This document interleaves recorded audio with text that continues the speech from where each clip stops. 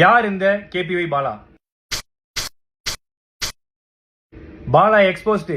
பாலா வந்து ஒரு சர்வதேச கைக்கூலி, இவன் ஒரு ஸ்கேமு, இவன் மாட்டோன்னு நினைச்சா வாங்கட அடிக்கலாம். இந்த வண்டி தான் அண்ணன் கேபிஒய் பாலா எனக்கு வாங்கி கொடுத்தது. இதை வந்து நிறைய பேர் என்ன சொல்றீங்க, வண்டி வந்து வாங்கி கொடுக்கல, பொய்யானது, நம்பர் பிளேட்லாம் மறைச்சிருக்காங்கன்னு சொல்றீங்க. இது வண்டி ஜெப்டோ நான் தான் ஓட்டுறேன், அண்ணன் எனக்கு வாங்கி கொடுத்த வண்டி தான். எவ்வளோ வன்மம் இல்லை. சரி ஓகே, நானும் வந்து இந்த 2 நாளா சரி ஓகே இது இப்போ முடியும் அப்போ முடியும்னு பார்த்துட்டு இருந்தேன். ஒரே ஒரு படம் பண்ணேன். அந்த படத்துக்கு அப்புறம் இவ்வளோ வந்து ஏதாவது ஒன்று பண்ணுவாங்கன்னு எனக்கு சத்தியமா தெரியாது. ஒரு சின்ன கான்ட்ரவர்சி ஒன்று போயிட்டு இருக்கு இந்த ஆம்புலன்ஸ் ரிலேட்டடா. ஆம்புலன்ஸ் பார்த்தீங்கன்னா கொடுக்குறப்ப இல்லை டிடி அப்படின்னு சொல்லி மென்ஷன் ஆயிருக்கும். அது வந்து நாங்கள் கொடுத்த அடுத்த நாளே எங்களுக்கு தெரிய வந்துருச்சு அது வந்து டி மட்டும்தான். அன்னைக்கு பண்ண பெயிண்டிங் ரீஒர்க்னால வந்து டிடின்னு எக்ஸஸாக ஒன்று ஆட் ஆயிட்டுன்னு சொல்லிட்டு எஃப்சி முடிஞ்சதுனால இது நம்ம கேரேஜில் போட்டோம். அதுக்கு ரீப்ளேஸ்மெண்ட்டாக ஆம்புலன்ஸ் நம்ம கொடுத்து அது பயன்பாட்டில் இருந்துட்டு தான் இருக்கு மக்களுக்கு. அது எந்த விதமான பிரச்சனையும் எதுவுமே கிடையாது. ஸோ இந்த ஆம்புலன்ஸ்னால எவ்வளோ குழந்தைங்க பிறந்தாங்க, எவ்வளோ பேர் உபயோகம் அடைஞ்சாங்க, எவ்வளோ உதவி பண்ணுச்சுங்கிறத பற்றி யாருமே பேசவே இல்லை. இந்த ஆம்புலன்ஸ் வந்து ஒரு நம்பர் பிளேட், ஒரு டி பிரச்சனை, சின்ன டி, அந்த டி பிரச்சனையை வச்சுக்கிட்டு எவ்வளோ பண்றாங்க. இந்த ஆம்புலன்ஸ் மூலியமாகவும் இந்த எத்தனை ஊருக்கு தண்ணி இல்லாத ஊருக்கு தண்ணி கிடைச்சி அந்த ஊர் மக்கள் வாழ்ந்துட்டு இருக்காங்க, எவ்வளோ ஆட்டோ டிரைவர்ஸ் இருக்காங்க. அது மட்டும் இல்லாமல் இந்த ஆம்புலன்ஸ் எவ்வளோ பேர் பிழைச்சிருக்காங்க இந்த ஆம்புலன்ஸ் சர்வீஸ்ல. அது இல்லாமல் எவ்வளோ பசங்க வந்து படிக்கிறாங்க. இதெல்லாம் சொல்லக்கூடாது. அதெல்லாம் யாரும் நம்ம வந்து நல்ல பண்ற விஷயங்களை, பாசிட்டிவான விஷயங்கள் எதுவுமே போடுறதில்ல.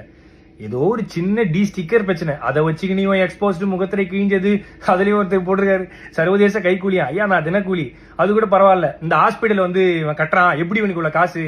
ஏங்க நான் ஈவென்ட் போறேன், நான் வந்து ஆங்கரிங் பண்றேன், நான் படம் நடிக்கிறேன், ஆட் ஷூட் பண்றேன், அதை தாண்டி நான் ஃபாரின் ஈவெண்ட்ஸ் போறேன். இதுலயும் வந்து இவருக்கு ஃபாரின்ல இருந்து யாரோ காசு தராங்க. யாருங்க காசு தருவாங்க அந்த காலத்துல? என்கிட்ட ட்ரஸ்ட் கிடையாது, என்கிட்ட எந்த விதமான கிரவுண்ட் ஃபண்டிங் ஆக்டிவிட்டிஸ் பண்ற எதுவுமே கிடையாது. நான் சொந்தமா சம்பாதிக்கிறத மட்டும் தான், நான் டே நைட்டா ஓடி சம்பாதிக்கிறதா பண்றேன். அதுல எப்படி ஹாஸ்பிட்டல் கட்டினா அவ்வளவு காசு வேணுமே, இவ்வளவு காசு வேணுமே? ஏங்க நான் வீடு கட்ட வேண்டிய அந்த கால் கிரவுண்ட் இடத்துல பின்னாடி அமுதவானன்ற ஒரு கால் கிரவுண்ட் வாங்கி அரை கிரவுண்ட்ல வீடு கட்டுற இடத்துல நான் வந்து ஒரு சின்னதா ஒரு கிளினிக் கட்டுறேன். அதுக்கு வந்து சொல்றாங்க எப்படி வந்து இவருக்கு இவ்வளவு காசு கிடைக்குது? ஏங்க இதே நான் வந்து ஒரு 1.5 கோடி ரூபாய்க்கு லக்ஸரி காரும் ஒரு அடுக்குமாடி வீடும் கட்டியிருந்தா உனக்கு எந்த பிரச்சனையும் வந்திருக்காரு நிறைய பேர் சொன்னாங்க. பட் அந்த அடுக்குமாடி வீடுக்கு பதிலா அந்த ஹாஸ்பிட்டலும் இந்த லக்ஸரி காருக்கு பதிலாக ஆம்புலன்ஸ் வாங்கணும்னு நினைச்ச ஒரு விஷயத்தினால இவ்வளோ பிரச்சனை வருது. இப்போ கூட நான் வந்து எதுக்கு இந்த வீடியோ போறேன்னா, சரி ஓகே நேற்று இது முடிஞ்சிடும் நினைச்சேன். பட் இல்ல, இது வந்து முடிகிற மாதிரியே இல்லை. ஸோ அதனால தான் வந்து ஏன்னா நம்மளுடைய பேரை வந்து மக்கள் கிட்ட கலங்கடிக்கணுங்கிற ஒரு விஷயத்துக்காக இவ்வளவு விஷயங்கள் நடந்துட்டு இருக்கு. பரவாயில்ல.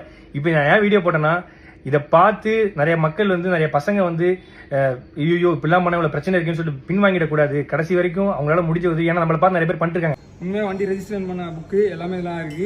அதுலயும் வந்து வீடியோ எடுத்து யூடியூப்ல போட்டு சம்பாதிக்கிறான். நான் வீடியோ எடுத்து இன்ஸ்டாகிராம்ல தான் போடுறேன். இன்ஸ்டாகிராம்ல போட்ட காசு கிடையாது. யூடியூப் சேனல் வச்சிருந்தா தான் காசு. என் யூடியூப் சேனல் கிடையாது. ஆனா என்னை பத்தி தப்பா பேசி யூடியூப்ல போட்டு தான் ஒரு சிலர் காசு சம்பாதிச்சு